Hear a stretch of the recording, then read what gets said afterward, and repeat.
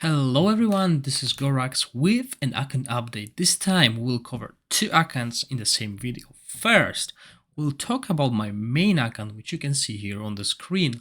Let's go through the roster and then we'll see the progress I've made. I've made quite a big progress in recent days.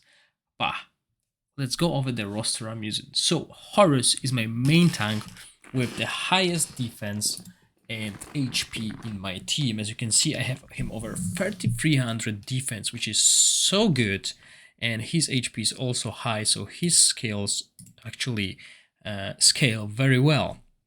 The most important thing for Horus is defense. Second is HP. Some would argue both of them are as important, and I would agree with that as well. So you have to have this healthy balance. So on Horus, I didn't upgrade any skills because I don't need more damage on Horus. The recharge time will be good, and similar here, damage and recharge. The only thing that if I were lucky, getting these levels here early on with only 3 scrolls will really improve his survivability.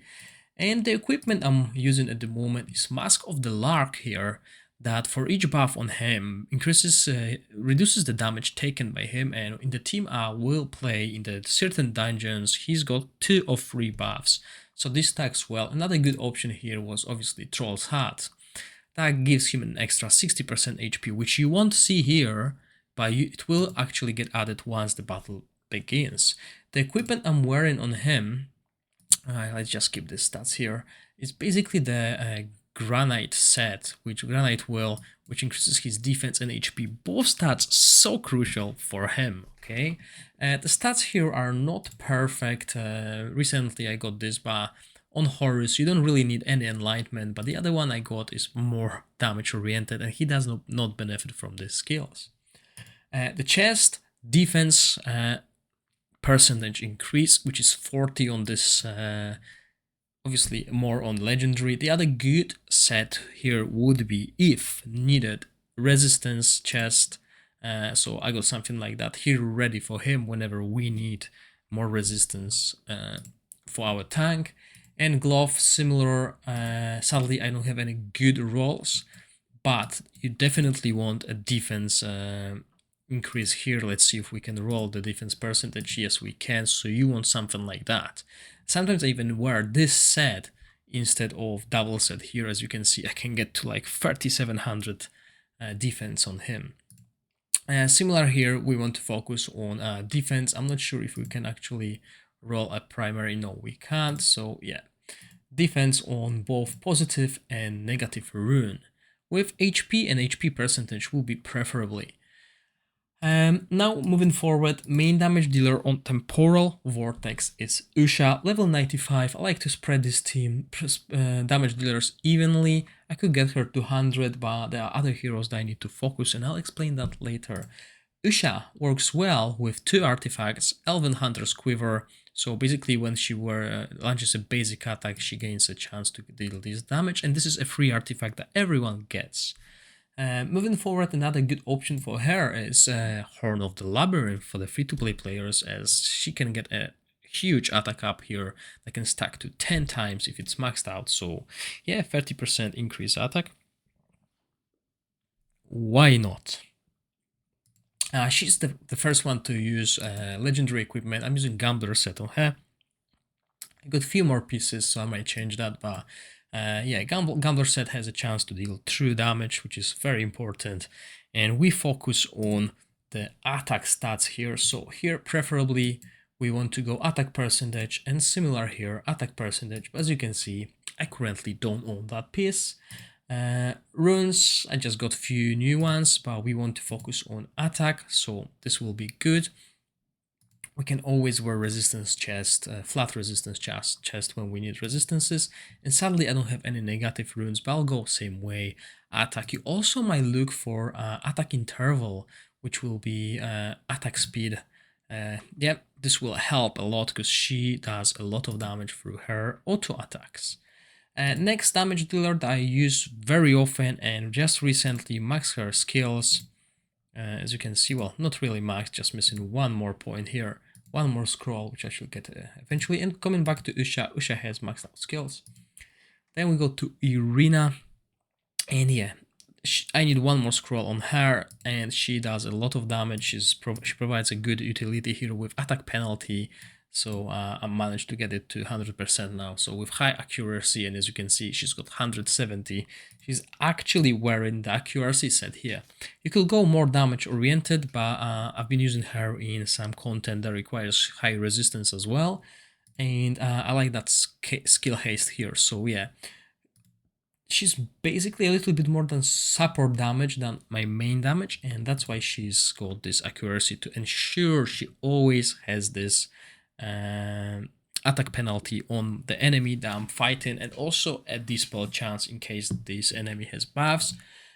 Usually I don't use Crown of the Unclean on her, that has a chance to apply defense penalty, but since she's already have so high accuracy and I'm using those two artifacts somewhere else, I'm just leaving her. Before I was using, previously I was using this to ensure I have a higher chance on the ultimate, but I managed to get her skills quite high and I'm happy with it. A good option here is obviously attack and attack percentage as well. I mean, both of them attack percentages, but since I didn't have a better chest previously, I went with that. Now I got a more choice here, so I will look into upgrading that eventually. Positive runes, again, we're looking for attack and basically attack as well. Accuracy and resistance, we got it from the two sets we have, and her stats are quite good. Attack could go higher if we were looking for more offensive sets. Now, my MVP in most of the fights is Sigrid. I'm switching her equipment depending on the content I'm trying to do, but accuracy is really important. As you can see, she's got over 200 accuracy and over 200 resistance. She's basically immune to anything the boss throws at us, and also has a 100% chance of applying her ultimate. So she's got maxed out skills as well, and we can always apply a healing prohibition and attack penalty too. So I try to juggle these cooldowns a little bit, so there's an attack penalty on the boss at all the time, and she's very useful in all the PvE content, and her ultimate can be a huge AoE if we have someone to apply debuffs on the enemy, which Irina provides us with, and also an accuracy aura by 30, which is also important in the higher level dungeons. I'm using her Eyeball of the Giant to increase her ultimate damage, because it can become an AoE, so that is a huge damage increase there. And please, can we have that all the times, developers?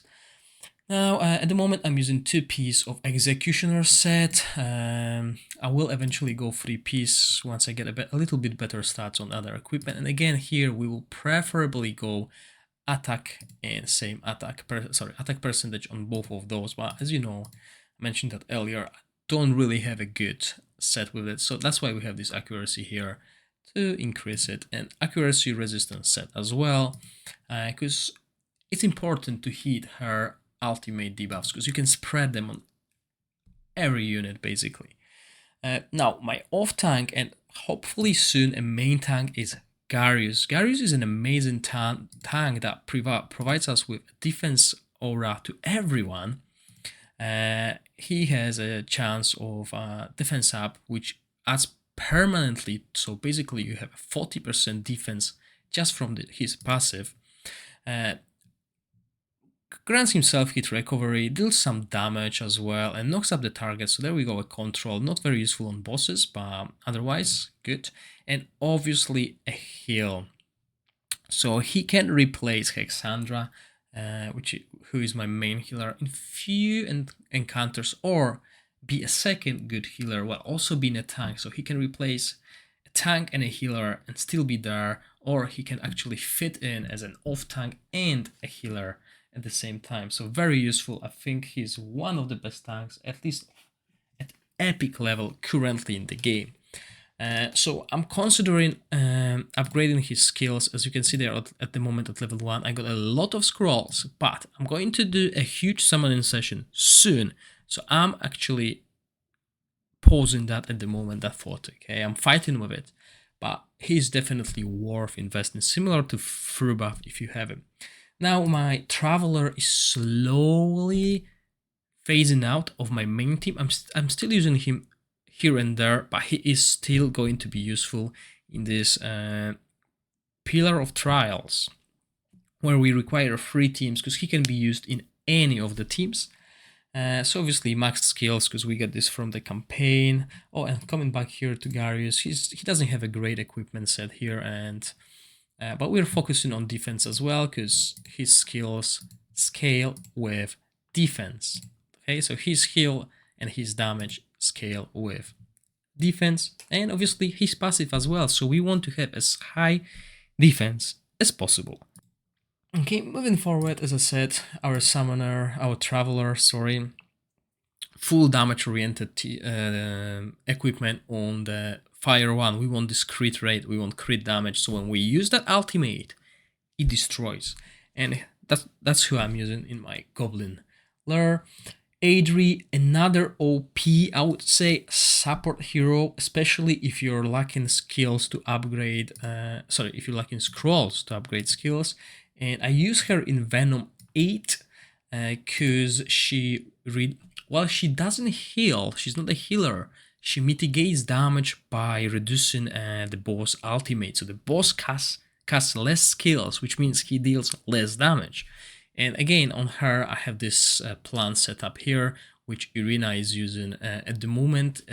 Basically, high accuracy, resistance, damage doesn't really matter if we do that. We only care to be able to apply the debuffs, and when I play her, I use this as well, because she hits 3 times with her ultimate, so there's a triple chance of applying this. And similar here, attack accuracy, that's what we want. We want to ensure she always hit her ultimate. And her skills are not maxed out. She will be probably the next on the list after Irina, to make sure we have this upkeep here. Damage doesn't really matter, but we want to cast these skills as often as possible. And here, I think this is not working. I have not seen her apply that on the bosses, so I'll need to check it, and if it doesn't, I need to report it as well. So yeah, Ally has been benched. I don't use Ally except for the trial of pillars. He's got maxed out skills, he does a lot of damage, don't get me wrong, but his placement is so crucial, because if there's no boss, no enemy within these 3 rows here, he's never gonna cast his ultimate, which is a problem. And in the Goblin Lair, his placement is also terrible. Now, next we got Hexandra, my main healer, because I decided to play Frost and Fire, and as you can see, it's working good too, right? But yeah, maxed out skills, self-explanatory, one of the best rare healers in the game, scales with both target max HP as well as attack and enlightenment on the single heal. And the lower the HP, basically if the HP of allies is below 40, she has an increased healing and enlightenment aura, which is quite good for poison oriented teams. Now, my utility heroes, Volfuk, who works really well in the City of Trial battles, which is basically the Feymander, and I think City of Trials, haven't tried him there. He provides this resistance aura, and this is why I got him to level 70, to have an easy early game, no skills here, and basically just tank stats. Anna, I haven't used Anna in a while. Okay, she was very crucial early in the game, and I put her very high on the tier list. But since then, I'm not using her because she dispels the debuff. That's fine, but I have an equipment that can get my resistances to 200 on each of my heroes, meaning I resist most of the stuff, so this utility that she provides is not used anymore.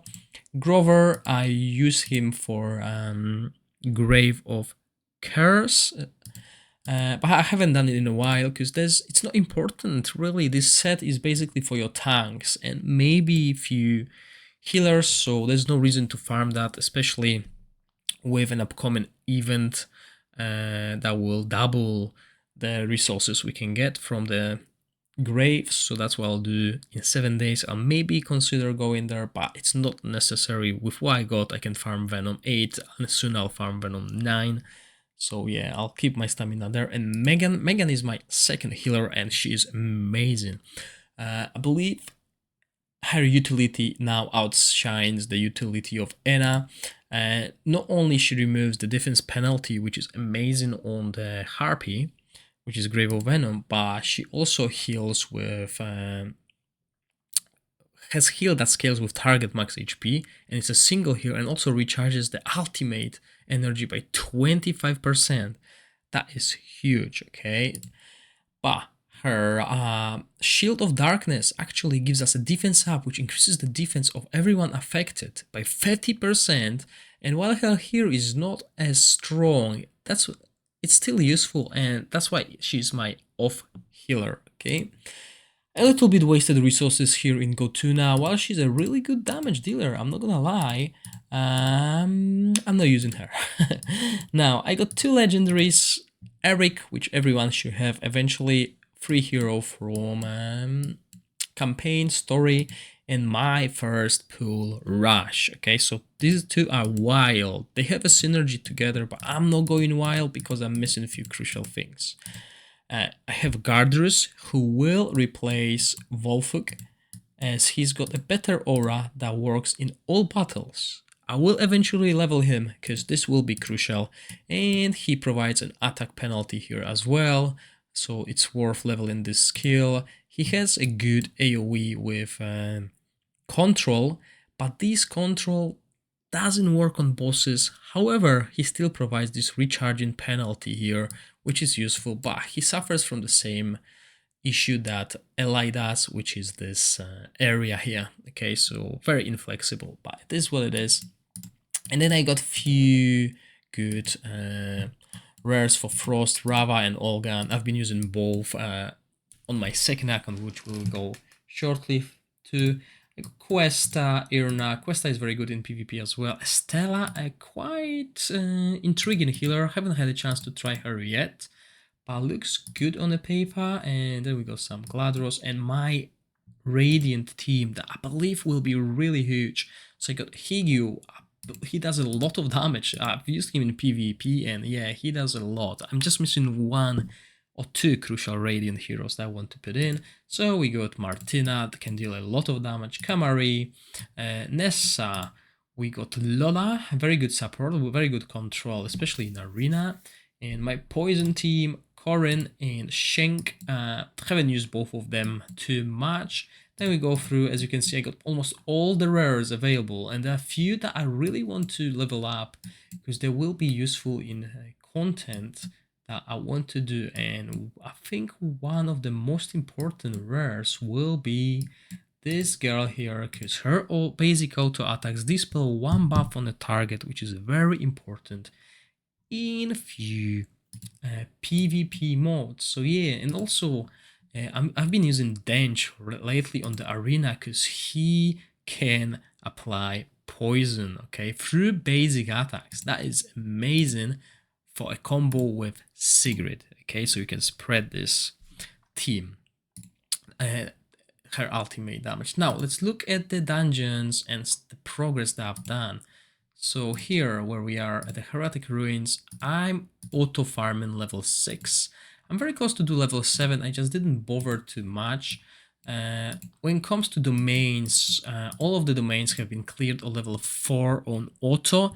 I didn't really try level 5 because it's only an extra increase in resources. Some of them will be easy, but there's no rush because I'm just doing what the events require me to do. So once there's an event where we need to farm them, I will go and get that level 5 done.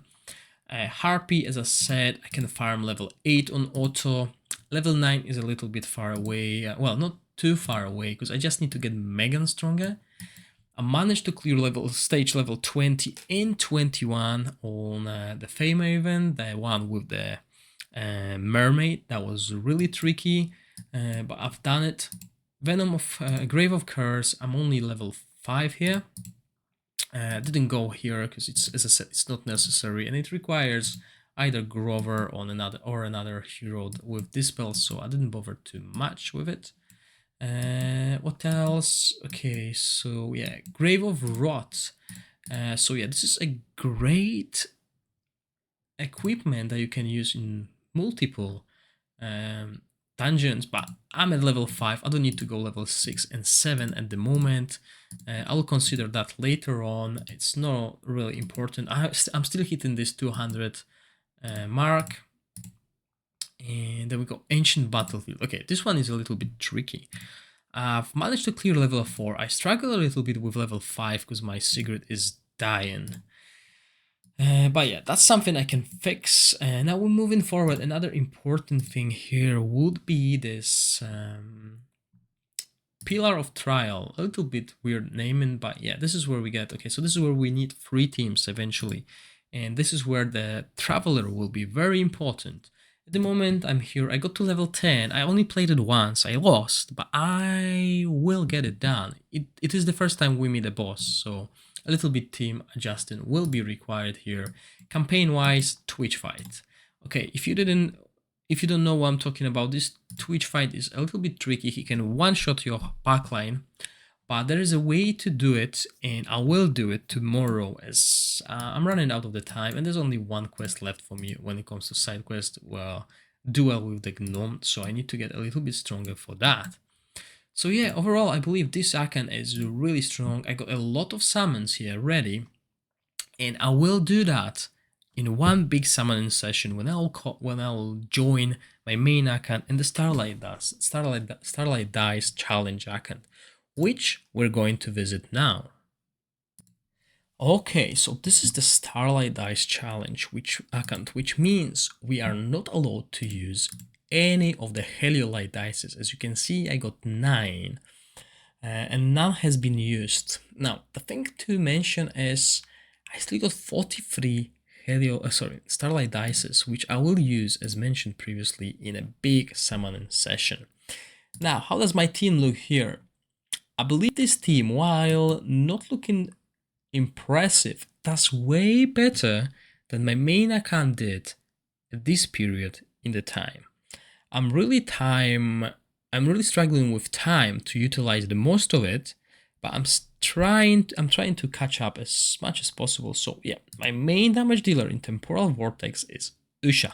I managed to do over 1.5 million damage, well, over 2 million damage on level 2 in Temporal Vortex with this team, which took me a while on my main account. On my main account I can do 4 million now, so over 4 million, so that's quite good. And as you can see, I'm using Usha here with a different artifact because I don't really have stronger artifacts on that account. But other than that, full offensive equipment. Actually, I should go for attack speed on both of these sets because she gets so much out of these basic attacks. And again, focusing on the attack set here.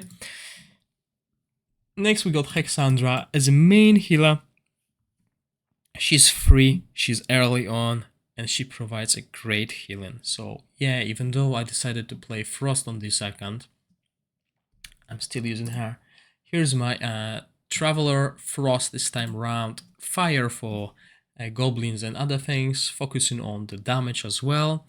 We want attack on him because his skills scale with attack, for example, his shield. And yeah, skills on Usha maxed out. Skill of Hexandra this time around are not, okay? This account has less scrolls at the moment.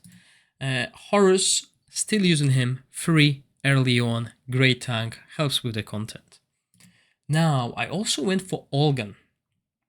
Olgan provides me with accuracy aura in all battles. 40 is huge early on.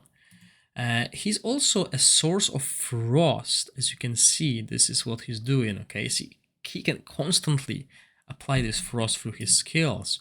And that's why I'm wearing an equipment with accuracy on him. Eventually, I will wear that set as well. And he's also inflicting frozen, so not good on bosses because it doesn't work. But it's a skill that provides a control. And the most important thing, he gives 25% attack up to frost allies. Okay, this is huge, and I will eventually invest scrolls into him to make sure I have that as often as possible, especially for Usha. Irina, once again, max skills on this account. She's my second damage dealer with obviously attack penalty because I don't have Sigrid on that account. I went for Horus because I needed an extra AoE damage on the Goblin layer, and while he does a lot of damage, I'm not quite happy with it. I was expecting more, and obviously I'm wearing attack-oriented equipment, although I should focus on Enlightenment more on him.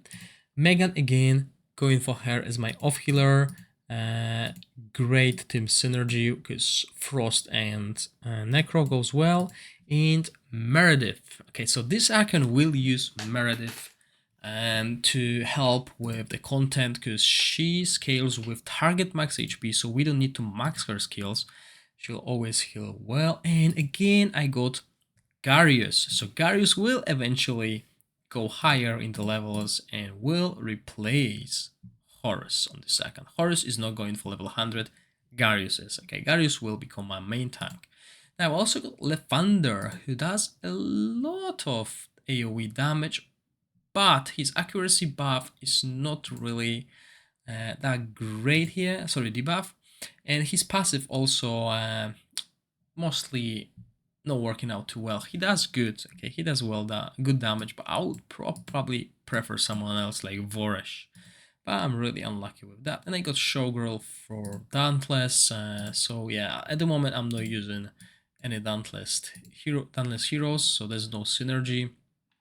I got Corrin again, I got the Poison Tank Gareth, and we go through the rares, so nothing exceptional here.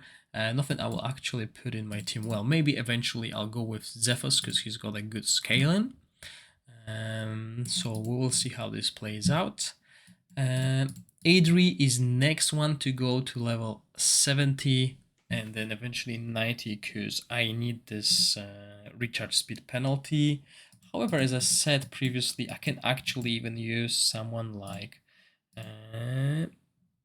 Lephander, because he's got something very similar. He works in a similar fashion, although he doesn't hit it 3 times. Okay, that is the main difference, because Adri will work well with the crown eventually, and also she's Necro, so I have these Necro resources to spend instead of going for more Frost. I got Fitz here, but again, Fitz is similar to Anna. Eventually, I don't need him anymore, right? And nothing spectacular here, and yeah, Anna is not even going up. I learned, and I know I don't need her right now in the content I'm doing because I'm too far away and I got other options. And same here with Ally, although I have him, I'm not pushing him higher level because he let me down. So yeah, these are the heroes that I'm using here. Very similar equipment goals. And let's look at the progress here. So yeah, level 10, I can do it. I just didn't have time to push it. Domains, most of them are level 3. I can do Frost level 4, I believe. Let's just take a look. I wasn't sure. No, I didn't do that yet, but yeah. That's another thing I'll do eventually when it's required. I think here I didn't push too hard. As I said, I didn't have time to push, but I can farm level 5, which is enough at the moment. There's no need to go crazy about it. I know some people have already done level 7 and more on Starlight challenge, which is amazing. And yeah, people are doing very well in this challenge. Sadly, I don't have time to do so. And here again, heretical ruins. This is not a dungeon you'll be pushing early on. So as you can see, level 3, that's enough. I can go for level 4 because it's not that hard, and it will unlock me these epic runes. But once there is an event or something required, I will do it. I need to do Ulior fight here, which I unlocked just today, so I'll do that later. Grave of Rot again. It's not required early on, so I'm at level 3. There will eventually be a quest here that will require me to do it 8 times on level 4 and 5, so that's where I'll do it. Ancient Battlefield, same here. I just did the level to unlock it and didn't push it any harder because there's no need for that at the moment. Few quests, as I said, I'll catch up with the quests eventually, as we will be locked here anyway, because the monster will be harder to kill. I won't be able to do it on this free-to-play account so fast. So yeah, I believe this is it when it comes to the update on 2 of the accounts, and I'm doing fine. And I'm really happy about the way I'm playing this game because I can see my main account has struggled at some points, but my Starlight Dice challenge account is actually quite powerful because now I know how I should spend resources, which is a good thing to know because once we get this season reset, we all will have an easier time because we will have all these heroes unlocked. So I'm really looking to new season and see what developers put our way. So yeah, I hope you enjoyed this video. If you do, please press the like button and consider subscribing to my channel. And as always, thank you for watching. Stay safe. Bye.